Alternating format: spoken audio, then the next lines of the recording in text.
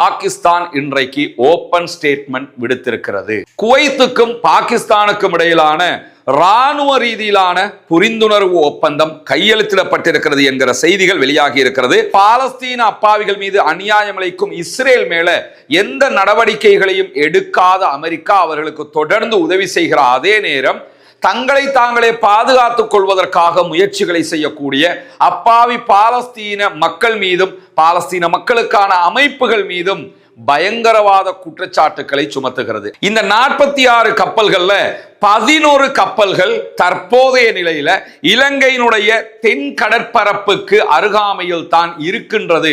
இன்றைய நாள் நேரடியாக ஈரானுக்கு விஜயம் மேற்கொண்டிருக்கிறார். ஈரானுடைய நாடாளுமன்ற சபாநாயகர் முகமது பாகர் கலீபாவோடு அவர் பேச்சுவார்த்தை நடத்துகிற புகைப்படம் இன்றைக்கு வெளியாகி இருக்கிறது. அன்புக்கினிய சகோதர சகோதரிகளே, நம் அனைவர் மீதும் ஏக இறைவனுடைய அமைதியும் கருணையும் உண்டாகட்டுமாக என்கிற உயரிய பிரார்த்தனைகளோடு பாலஸ்தீனம் மீதான இஸ்ரேலிய ஆக்கிரமிப்பு படைகளுடைய தாக்குதல்கள் இன்றைக்கும் தொடர்ந்து கொண்டிருக்கிறது. இன்றைக்கும் பாலஸ்தீன் மீது இஸ்ரேல் நடத்திய ஆக்கிரமிப்பு தாக்குதல்கள்ல 9 அப்பாவிகள் படுகொலை செய்யப்பட்டிருக்கிறார்கள், ஷஹீதாகி இருக்கிறார்கள் என்கிற கவலைக்குரிய செய்திகள் வெளியாகி இருக்கிற அதே நேரம் வெஸ்ட் பேங்க் மேற்கு கரை பகுதிகளில் இருக்கக்கூடிய பாலஸ்தீன அப்பாவிகளுடைய வீடுகள் நிலங்களை கைப்பற்றுகிற தொடர் திட்டத்தை இஸ்ரேல் முன்னெடுத்து வருகிறது. பிரித்தானியா மிக கடுமையான எச்சரிக்கைகளை இஸ்ரேலுக்கு விடுத்திருந்த போதிலும் அதையும் மீறி அவர்கள் பாலஸ்தீன மக்களுடைய வீடுகளை அழிக்கிற வேலைகளை தொடர்ந்து செய்து வருகிறார்கள். இன்றைக்கும் பாலஸ்தீனர்களுக்கு சொந்தமான மிக பிரபலமான 3 தொழிற்சாலைகளை அழித்திருக்கிறது இஸ்ரேலிய ஆக்கிரமிப்பு படைகள். 2 நாட்களுக்கு முன்பதாக இஸ்ரேலுடைய அமைச்சர் இஸ்ரேலி கேட்ஸ் உடைய தலைமையில UNRWA என்கிற ஐநாவினுடைய பாலஸ்தீன மக்களுக்கான முகமையினுடைய தலைமையகத்துக்குள் நுழைந்து அராஜகம் செய்த காட்சிகள் எல்லாம் வெளியாகி இருந்தது. இப்படி தொடர்ந்து இஸ்ரேல் பல அநியாயங்களை செய்தாலும் அமெரிக்கா அவர்களுக்கு பக்கபலமாக இருக்கிறது. அவர்களுடைய எல்லா நலன்களிலும் அமெரிக்கா தான் தலையிட்டுக் கொண்டிருக்கிறது. அமெரிக்காவே அவர்களுக்கு இந்த உற்சாகத்தை கொடுக்கிறது என்பது நமக்கு தெரியும். அந்த வகையில பாலஸ்தீன அப்பாவிகள் மீது அநியாயம் இழைக்கும் இஸ்ரேல் மேல எந்த நடவடிக்கைகளையும் எடுக்காத அமெரிக்கா அவர்களுக்கு தொடர்ந்து உதவி செய்கிற அதே நேரம் தங்களை தாங்களே பாதுகாத்துக் கொள்வதற்காக முயற்சிகளை செய்யக்கூடிய அப்பாவி பாலஸ்தீன மக்கள் மீதும் பாலஸ்தீன மக்களுக்கான அமைப்புகள் மீதும் பயங்கரவாத குற்றச்சாட்டுக்களை சுமத்துகிறது. அடிக்கிறவன் மிகப்பெரிய சாதனை செய்வதவனாக உலகம் முழுவதும் காட்டப்படுகிறது அமெரிக்காவால். அதே நேரம் அடி வாங்குகிற அப்பாவிகள் பயங்கரவாதிகளாக சித்தரிக்கப்படுகிறார்கள். அந்த வகையில் தான் அமெரிக்காவினுடைய கருவூலத்துறை இணையதளத்தில் வெளியிடப்பட்டிருக்கக்கூடிய அறிவிப்பின் பிரகாரம் பாலஸ்தீன நடவடிக்கைகளுக்கான குழு, அதாவது த பலஸ்டீனியன் ஆக்ஷன் குரூப் மேல தடைகள் விதிக்கப்பட்டிருக்கிறது. குறிப்பாக குளோபல் டெரரிஸ்ட் என்கிற அடிப்படையில் இந்த அமைப்பு தடை விதிக்கப்படுகிறது என்று சொல்லி அமெரிக்காவினுடைய கருவூலத்துறை அறிவித்திருக்கிறது.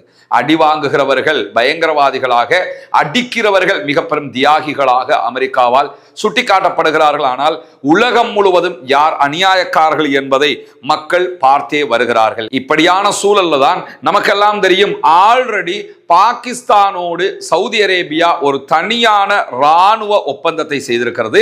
அதற்கு பிறகு பாகிஸ்தானும் சவுதி அரேபியாவும் துருக்கியும் இணைந்து ஒரு மக்கா ஒப்பந்தம் என்கிற மிக பெரும் ஒப்பந்தத்தில் கையெழுத்திட்டிருக்கின்றன. இந்த ஒப்பந்தத்தில் இணையுமாறு ஈரானுக்கும் அறிவித்தல் விடுக்கப்பட்டிருக்கிற அதே நேரம் ஈஜிப்டுக்கும் அழைப்பு விடுக்கப்பட்டிருக்கிறது.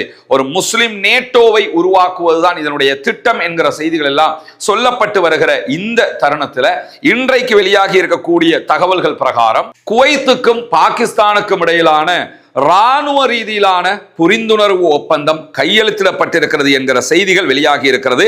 குவைத்தினுடைய பாதுகாப்பு அமைச்சர் பாகிஸ்தானுக்கு மேற்கொண்ட பயணத்தின் போதுதான் இந்த ஒப்பந்தம் கையெழுத்தாகி இருக்கிறது. குவைத்தினுடைய பாதுகாப்பு அமைச்சரும் பாகிஸ்தானுடைய பாதுகாப்பு அமைச்சரும் இந்த ஒப்பந்தத்திலே கையெழுத்திட்டிருக்கக்கூடிய புகைப்படங்கள் இன்றைக்கு வெளியிடப்பட்டிருக்கிறது. அல் ஜசீரா இந்த செய்திகளை வெளியிட்டிருக்கிற அதே நேரத்தில் குவைத்தும் பாகிஸ்தானும் ஒரு கூட்டு பாதுகாப்பு மற்றும் ராணுவ ஒத்துழைப்பு ஒப்பந்தத்தை முறைப்படுத்தி இருக்கின்றன என்கிற செய்திகளோடு இரு நாடுகளின் ஆயுதப்படைகளுக்கு இடையேயான செயல்பாட்டு ஒருங்கிணைப்பை வலுப்படுத்துவது, ராணுவ அனுபவங்களை பரிமாறிக்கொள்வது உள்ளிட்ட தயார் நிலை மற்றும் ஒருங்கிணைப்பின் அளவை மேம்படுத்துவதுதான் இந்த திட்டத்தினுடைய நோக்கம் என்று சொல்லப்படுகிறது. ஆல்ரெடி பல தடைகள் விதிக்கப்பட்டிருக்கக்கூடிய ஈரான் மேல பொருளாதார ரீதியாக ஒரு நசுக்குகிற தடை திட்டத்தை அமெரிக்கா அறிவித்திருக்கிறது என்கிற செய்திகளை ஒரு 3 நாட்களாக நம்ம பார்த்து வர்றோம். இன்றைய தினம் நம்முடைய இதே ரஸ்மினம்எஸ்சி நியூஸ் என்கிற சேனல்ல ஈரானின் மீது அமெரிக்கா விடுத்திருக்கக்கூடிய இந்த பொருளாதார தடைகளால் ஈரானிய மக்கள் எவ்வளவு பாதிக்கப்பட்டிருக்கிறார்கள், பொருளாதார அழுத்தம் எந்த அளவுக்கு இருக்கிறது என்பதை அல் ஜசீராவினுடைய துல்லியமான ஒரு ஆர்டிக்கல் மூலமாக வெளிப்படுத்தப்பட்ட தகவல்களை கொண்டு தனி வீடியோவாக வெளியிட்டிருக்கிறோம். பார்க்காத சகோதரர்கள் நீங்கள் பார்த்துக் கொள்ள முடியும். அந்த வகையில் ஈரானுடைய மிக முக்கியமான 60க்கும் மேற்பட்ட நிறுவனங்கள் மீது அமெரிக்கா தடை விதித்திருக்கிறது. ஈரானுடைய க்ரூட் ஆயில்களை விற்பனை செய்யக்கூடிய 46 கப்பல்கள் மீதும் தடைகளை விதித்திருக்கிறது. இந்த 46 கப்பல்கள்ல 11 கப்பல்கள் தற்போதைய நிலையில இலங்கையினுடைய தென் கடற்பரப்புக்கு அருகாமையில் தான் இருக்கின்றது என்கிற செய்திகளை நேற்றைய தினம் அல் அரபியா தொலைக்காட்சி வெளியிட்டிருப்பதை நம்ம பார்க்க முடியும். குறிப்பாக இந்த செய்திகளை வெளியிடுகிற அல் அரபியா மேலதிகமாக தெரிவிக்கிற நேரத்தில் 11 ஈரானிய எண்ணெய் கப்பல்களும் தற்போதைய நிலையில இலங்கையின் தெற்கு கடற்கரைக்கு அப்பால் உள்ள நிலையில இலங்கை கடல்சார் அதிகாரிகள் இவற்றை கண்காணித்து வருகிறார்கள் என்கிற தகவல்களும் வெளியிடப்பட்டிருக்கிறது.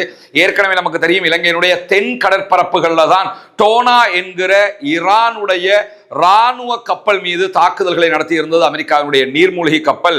ஈரானுக்கும் அமெரிக்காவுக்கும் இடையிலான யுத்தம் உச்சம் தொட்டிருந்த நேரத்தில் தான் இந்த தாக்குதல்கள் நடைபெற்றது. 80க்கும் மேற்பட்ட ஈரானுடைய சோல்ஜர்ஸ் அதிலே கொல்லப்பட்டிருந்தார்கள் என்கிற நிலையில அவர்களை மீட்டெடுத்து அதிலே உயிர் பிழைத்தவர்களும் அவர்களுடைய ஜனாசாக்களை மரணித்தவர்களுடைய ஜனாசாக்களையும் ஈரானுக்கு இலங்கை அனுப்பி வைத்திருந்தது. இந்த நிலையில தான் இலங்கையினுடைய தென் கடற்பரப்புல ஈரானுடைய பாரிய எண்ணெய் டேங்கர்கள் 11 தற்போது நின்று கொண்டிருக்கிறது என்கிற செய்திகள் வெளியாகி இருக்கிறது. இப்படியான சூழல்கள்ல அமெரிக்காவினுடைய தடைகளையும் மீறி ஈரானுடைய கச்சா எண்ணெய் விநியோகம் தொடர்கிறது என்கிறார் ஈரானுடைய எண்ணெய் விவகார அமைச்சர் என்கிற செய்திகள் இன்றைக்கு வெளியாகி இருக்கிறது. ஈரானுக்கு சொந்தமான அரச செய்தி நிறுவனங்களில் ஒன்றாக இருக்கக்கூடிய IRIB வெளியிட்டிருக்கக்கூடிய செய்திகள் பிரகாரம் ஈரானுடைய துறைமுகங்கள் மற்றும் கப்பல்கள் மீதான அமெரிக்க தடைகளையும் மீறி ஈரானுடைய கச்சா எண்ணெய் உலக அளவில் விற்பனை தொடர்ந்து கொண்டிருக்கிறது. ஈரானுடைய பெட்ரோலிய அமைச்சர் மொஹ்சின் பக்னஜாத் வெளியிட்டிருக்கக்கூடிய செய்திகளை மேற்கோள் காட்டியிருக்கிறது ஈரானுடைய அரச செய்தி நிறுவனம். இந்த நிலையில எதிரிகள் சாதகமாக பயன்படுத்துவார்கள் என்பதை தவிர்ப்பதற்காக எந்தெந்த பகுதியில் எப்படியான விற்பனை தொடர்கிறது என்கிற தகவல்களை குறித்த அமைச்சர் வெளியிட மறுத்திருக்கிறார். எனவே என்னதான் அமெரிக்கா ஈரானை பிளாக் பண்ணிக்கிட்டு நின்னாலும் அதை மீறி ஈரான் இந்த விற்பனையை தொடர்கிறது என்கிற செய்திகள் வெளியாகிற அதே நேரத்தில் தெஹ்ரான் மீதான அமெரிக்க தடைகளுக்கு எந்த விதத்திலும் நாங்கள் கட்டுப்படவில்லை என்று பாகிஸ்தான் இன்றைக்கு ஓபன் ஸ்டேட்மெண்ட் விடுத்திருக்கிறது. இன்றைய நாள் வியாழக்கிழமை இஸ்லாமாபாத்தில் செய்தியாளர்களிடம் பேசியிருக்கக்கூடிய பாகிஸ்தானுடைய வெளியுறவு அமைச்சக செய்தி தொடர்பாளர் தாகிர் இன்றைக்கு வெளியிட்டிருக்கக்கூடிய செய்திகள்ல தெஹ்ரான் மீதான வாஷிங்டனுடைய அமெரிக்காவினுடைய பொருளாதார தடைகள் ஒருதலை பட்சமான தடைகளாக இருக்கிறது. சர்வதேச சட்டங்களுக்கு இணங்குகிற தடைகளாக இதை நாங்கள் பார்க்கவில்லை.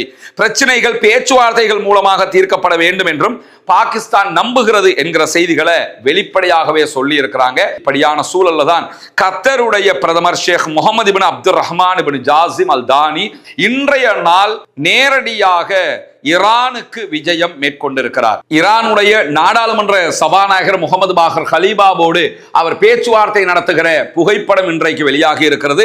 இதனைத் தொடர்ந்து ஈரானுடைய ஜனாதிபதி மசூத் பெசக்ஷியனோடு அவர் சந்திக்க இருக்கிறார் என்கிற செய்திகள் வெளியாகி இருக்கிறார். அதே நேரம் ஈரானுடைய ஃபாரின் மினிஸ்டர் அப்பாஸ் ஆராக்சியோடும் அவர் சந்திப்புகளை மேற்கொள்வார் என்கிற செய்திகளும் வெளியாகி இருக்கிறது. இந்த சூழல்ல தான் தெஹ்ரானுக்கான கத்தருடைய இந்த தொடர்புகள் மிக முக்கியமான ஒன்றாக பார்க்கப்படுகிறது. காரணம் என்னன்னு கேட்டா, வாஷிங்டனுக்கும் அமெரிக்காவுக்கும் ஈரானுக்கும் இடையிலான பேச்சுவார்த்தைகளில் திரைமறைவுக்கு பின்னால் மிக உச்சமாக செயல்படக்கூடிய ஒரு நாடாக கத்தர் தான் இருக்கிறது. ஆரம்பத்தில் பாகிஸ்தான் என்ன பேச்சுவார்த்தைகளை நடத்தி வந்தாலும் ஒரு MOU சைன் பண்ற அளவுக்கு ஈரானையும் அமெரிக்காவை நெருக்கத்துக்கு கொண்டு வந்ததே கத்தர் தான். மீண்டும் கத்தர் அதே பணியை ஆரம்பித்திருக்கிறது. அதே போன்றுதான் ஓமானுடைய ஃபாரின் மினிஸ்டராக செயல்படுகிற பத்ர் அல் புசைதி அவர்களும் செவ்வாய்க்கிழமை தெஹ்ரான்ல தன்னுடைய சகாவாக இருக்கிற ஈரானுடைய ஃபாரின் மினிஸ்டர் அப்பாஸ் அராக்சியை சந்தித்து பேச்சுவார்த்தைகளை நடத்தியிருந்தார். இப்படி ஓமானாக இருந்தாலும், பாகிஸ்தானாக இருந்தாலும், கத்தராக இருந்தாலும் எல்லா நாடுகளும் ஈரானை ஏதோ ஒரு வகையில் இந்த MOUக்குள்ள கொண்டு வந்துடணும், அமெரிக்காவோட சமாதானத்துக்கு கொண்டு வந்துடணுங்கிறதுல முழு முயற்சியாக செயல்பட்டு வருகிறார்கள். இல்லாத பட்சத்தில் மீண்டும் மீண்டும் அரபு நாடுகள் அடி வாங்கும்ங்கிறதுனால இந்த முயற்சிகள் மிக உக்கிரமாக நடைபெற்று வரக்கூடிய சூழல்ல தான் ஈரான் மீது அமெரிக்கா இஸ்ரேல் நடத்திய தாக்குதல்கள்ல மிக முக்கியமாக நடத்தப்பட்ட ஒரு தாக்குதல் தான் ஈரானுடைய கார்க் தீவினுடைய எண்ணெய் உள்கட்டமைப்புகள் மீதான தாக்குதலாக அறியப்பட்டிருந்தது. கார்க் தீவின் எண்ணெய் உள்கட்டமைப்பினுடைய நிலையை நேற்றைய தினம் ஈரானுடைய நாடாளுமன்றத்தின் துணை சபாநாயகராக செயல்படக்கூடிய அலி நிக்தாஸ் நேரடியாக சென்று ஆய்வு செய்திருக்கிறார். அரசுக்கு சொந்தமான தஸ்னிம் நியூஸ் ஏஜென்சி இந்த செய்திகளை வெளியிட்டிருக்கிறது. தெற்கு ஈரானுடைய கடற்கரைக்கு அப்பால் அமைந்திருக்கக்கூடிய கார்க் தீவு தான் ஈரானுடைய எண்ணெய் ஏற்றுமதியில 90% கையாளக்கூடிய இடமாக இருக்கிறது. இதுதான் கார்க் தீவு. ஈரானுடைய ஒரு தனித்தீவாக பார்க்கப்படுகிறது. இதை நேரடியாக தரைப்படையை இறக்கி கைப்பற்றுவதற்கு அமெரிக்கா ட்ரை பண்ணினாலும் அதுவும் தோல்வியில் முடிந்து விட்டது. அதை அவங்க செய்யறதுக்கு போகவே இல்லை. என்னன்னா அது செய்ய முடியாது என்பதால் இந்த தீவை கைப்பற்றினாலே ஈரானுடைய முழு பொருளாதாரத்தையும் கைப்பற்றினதாக மாறிவிடும். அந்த அளவுக்கு 90% எண்ணெய் பொருட்கள் ஏற்றுமதி இங்க இருந்துதான் ஈரான் செய்து கொண்டிருக்கிறது. ஒரு நாளைக்கு சராசரியாக 1.5 மில்லியன் பீப்பாய்கள் இங்கு ஏற்றுமதி செய்யப்படுகிறது. 15 லட்சம் க்ரூட் ஆயில் பேரல்கள் அவங்க ஏற்றுமதி பண்ணுவாங்க. ஈரானுடைய அணுசக்தி நிலையங்களை மீண்டும் கட்டுவதற்கு ஈரான் திட்டமிடுகிறது அல்லது கட்டி கொண்டிருக்கிறது என்பதற்கு திடமான உறுதியான எந்த ஆதாரங்களும் கிடையாது என்று சொல்லி இன்றைய நாள் ஐநாவினுடைய அணுசக்தி கண்காணிப்பு அமைப்பினுடைய தலைவர் ரஃபேல் குரோசி வெளியிட்டிருக்கக்கூடிய செய்திகளில் வெளிப்படையாகவே சொல்லி இருக்கிறார். குறிப்பாக ஈரானிடத்தில் சுமார் 440 கிலோகிராம் 972 பவுண்டுகள் செறிவூட்டப்பட்ட யுரேனியம் இருப்பதாக சொல்லப்படுகிறது. இந்த செறிவூட்டப்பட்ட யுரேனியத்தில் இருந்து கிட்டத்தட்ட 9 தொடக்கம் 10 அணுகுண்டுகளை ஈரானால் தயாரிக்க முடியும் என்கிற நிலையில கடந்த ஆண்டு 12 நாள் வார்லையே ஈரானுடைய அணுமின் நிலையங்கள் மீது போடப்பட்ட குண்டுகள்ல இந்த செறிவூட்டப்பட்ட யுரேனியம் எந்த இடத்துல இருந்ததோ அதே இடத்துல தான் இருக்குது.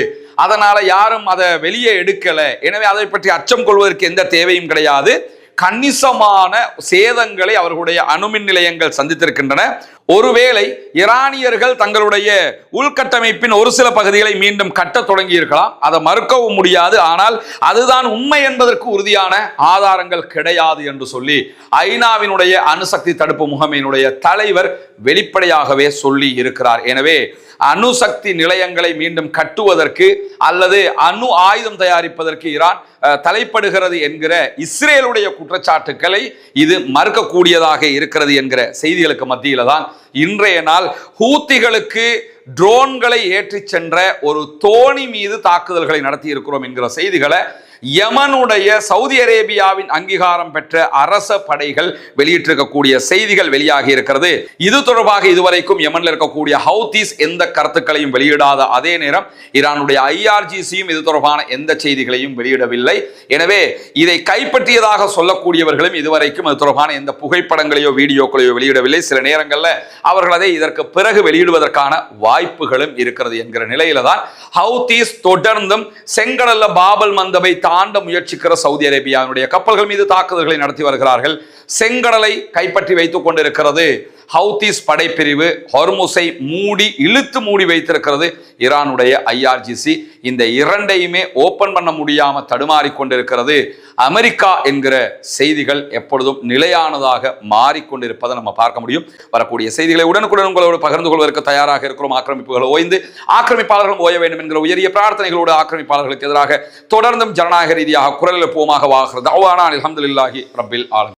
சுந்தோஸ் முகமது இம்தியாஸ் என்ற எனது யூடியூப் சேனலை சப்ஸ்கிரைப் செய்யுங்கள். நன்றி உறவுகளே.